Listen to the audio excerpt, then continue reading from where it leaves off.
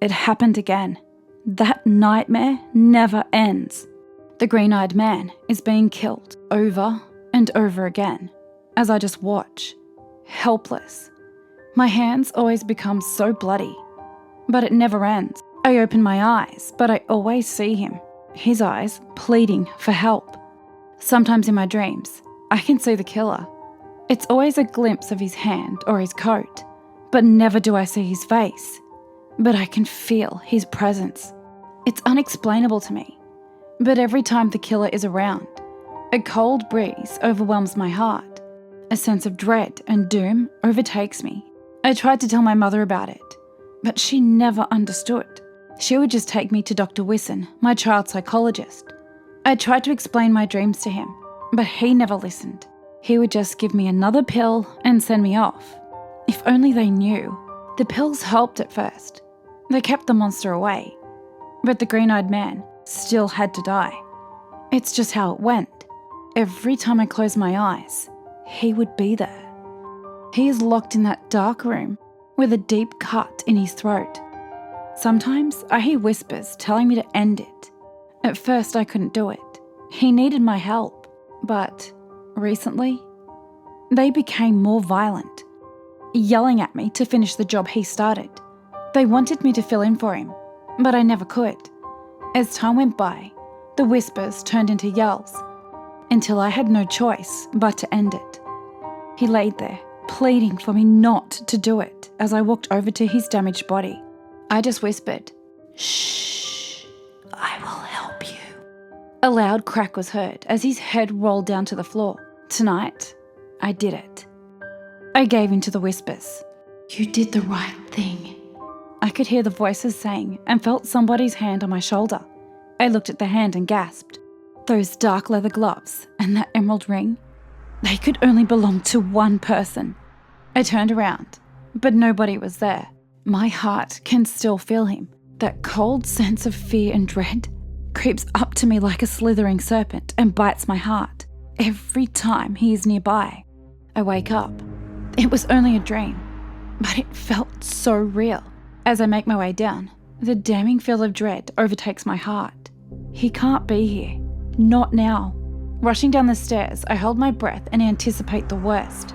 On the end of the stairs, I saw a figure, slowly climbing. My fear overcame my rationality, and I only hoped it wouldn't catch up to me. As I ran into the safety of my room, I felt a tug on my hand. I turned around, only to be greeted by my dear mother's loving emerald eyes. "What's wrong, Lizzie?" she asked me gently. "I was just scared," I replied, as my mother escorted me to my bedroom. Ever since Dad left us, she has been my guardian angel, looking after me. She couldn't bear to see me struggle, but she never understood. Nobody did. My mother kindly walked me back to my room, gave me some antipsychotics, courtesy of Dr. Wisson, and kissed me. "Don't worry about your nightmares, sweetie. They are just dreams. They can't hurt you," she whispered in a sweet voice and turned off the light. If only she knew. That night, my dreams were occupied once more. I woke up in a room much darker than before. I tried to move, but I couldn't budge. I could hear the sound of shackles every time I moved my hand or feet. Suddenly, I felt it.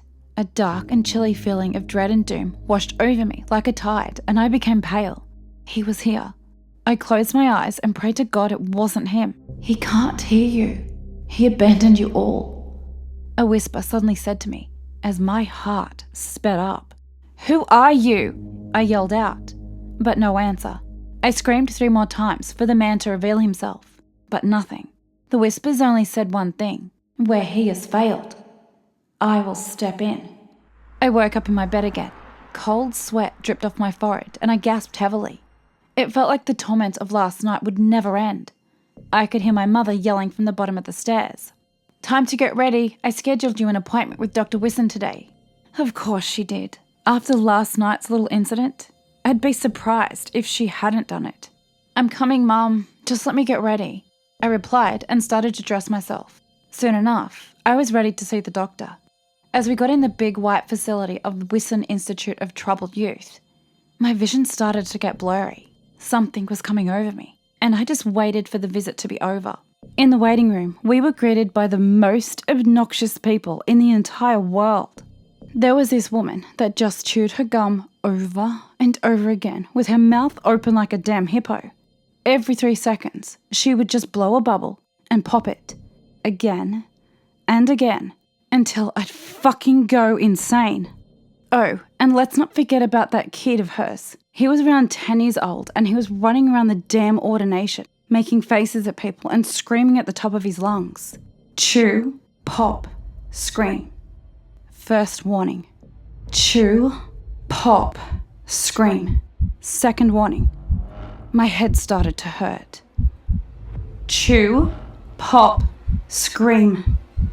I gritted my teeth and almost screamed. How I wish they were silenced. I mumbled to myself as I rocked back and forth in my seat. My heart was flamed with rage. My vision started to blur. Don't fight it, my child. His whispers startled me. My anger was now replaced by fear, and I anxiously looked around. But nobody was near me. My mother noticed my nervous tics. I could only see in her eyes a fear for my well-being. If only she knew. Elizabeth Warson, the doctor will see you now. A nice lady in a white uniform told me. Dr. Iris Wisson was an expert child psychologist. He was able to treat many cases ranging from schizophrenia to various phobias. And he even managed to cure a child with the alien hand syndrome. This man was great, but my case gave him headaches. He tried to talk to me, convince me that it was all just a dream, a twisted fantasy. But nothing worked, and where conversation failed, a rainbow of pills would surely succeed. That cold stare from out beyond his grey eyes said it all. He knew why I was here. I presume the pills wore off, he said as soon as I lied down. I don't know what to tell you, Doc. At first I kept him at bay. But now what, miss? The doctor persecuted. I usually don't mind his tone. But now I felt he was growing more impatient and more hostile. Even the atmosphere in his room was different. Everything looked the same. But that feel, that cold breeze running along my heart. Oh fuck, please no. He can't be here. Now I feel him everywhere, I said, trying to remain calm, although I know I shouldn't panic. The horrible aura was here. As I looked at the doctor's confused face, I noticed something. Just out of the corner of my eye, I noticed the dark leather glove with the emerald ring approaching me. I quickly turned around, but there was nothing. Miss, what's wrong? Tell me. Dr. Wisson demanded to know. My heart rate got faster, my breathing heavier. I felt like I was going to pass out. I can feel his presence.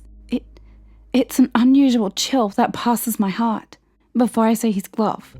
He's with us right now, I explained to the doctor. Who's with us? The doctor asked. The killer. The man with the emerald ring. He's still here, I said, almost an outburst of tears. The doctor looked at me and wrote something down. What are you writing? I asked him. I can see that so far the treatment hasn't been working.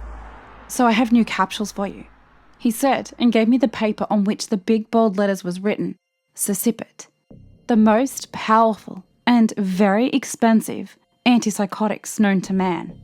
He gave me that form and I was released. My mother anxiously waited for me as I walked out. She only took one glance at the paper.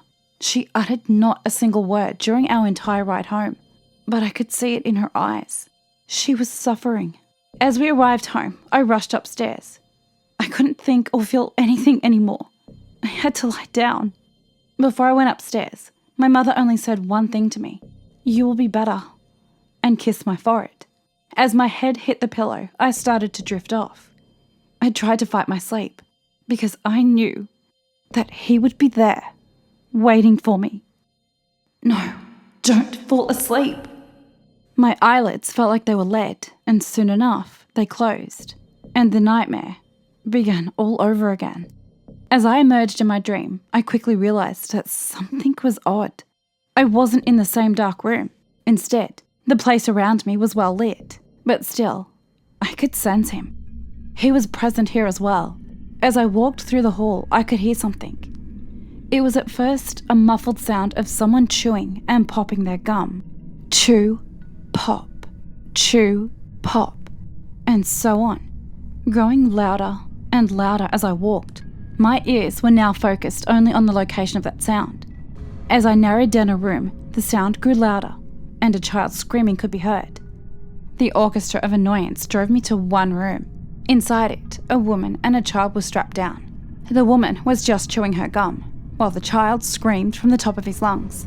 I couldn't take it anymore. I walked over to the woman and asked nicely, "Spit out the gum." She didn't listen. Instead, she kept chewing and popping. I had no choice. I jumped and sat atop of her chest. The woman was frightened, but she continued to chew and pop, so I did the only thing I could. On the table beside her, I found the choke pear. I smiled maliciously as pure hatred and anger overtook my soul. My vision became dark, and an unspeakable malice came over me as I stuffed the choke pear into her mouth. In her eyes, I could see no fear, only satisfaction. What the fuck was she? "Now open wide, you bitch," I said to her as the choke pear got lodged inside her throat. With pure rage, I turned the screw, which made the pear's wings spread, crushing her jaw in a millisecond.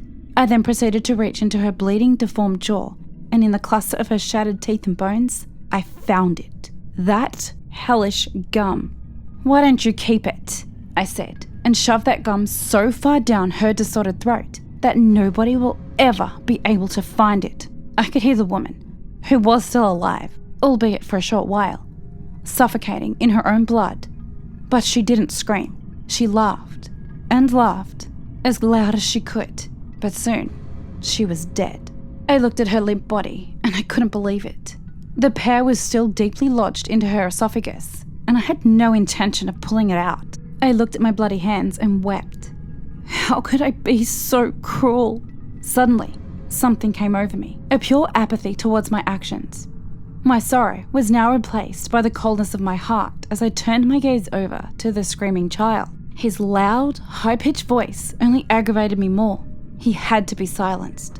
I took a pair of pliers from the torture table in front of me and walked over to a burning fire. I heated the pliers for about 3 minutes and closed in on the child. On the table beside the choke pear was a mouth opener, a torture device of my own imagination. I stuffed it into his mouth and inverted his jaw inside out. Only his tongue was still sticking out. I could see he tried to scream, but that was the least of his concerns. I closed in and slowly caressed his cheek. I'm going to enjoy this. Now, let's hear you scream without your tongue, I said, and clamped his tongue between the searing hot pliers. The scent of the burning flesh quickly filled my nostrils and I laughed. I yanked the tongue with all my force, trying to rip it out of his mouth. On the child's face were no tears, just a gleam of pure joy in his eyes. I pulled one more time and the tongue just slid out. Blood started pouring out and it splashed me right in the face. I just stood there and laughed. My heart was filled with joy as I finally silenced all these evil people. Suddenly, something appeared in front of me, an emerald ring and the right hand leather glove. I laughed as I looked down at them. I understand now. I know what must be done.